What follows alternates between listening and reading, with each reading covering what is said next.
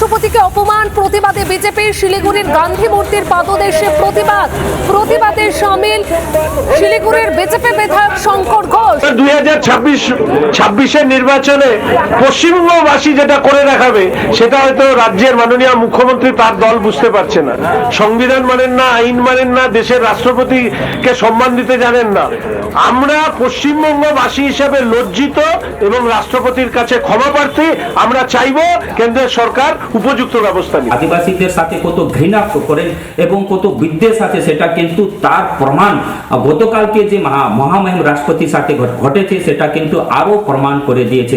আমরা মনে করি গতকালকে যেভাবে দেশের রাষ্ট্রপতি একজন মহিলা, একজন আদিবাসী মহিলার উপরে যেভাবে মানে উনাকে অপমান করা হয়েছে, কোনো ভাষা নেই নিন্দা করার।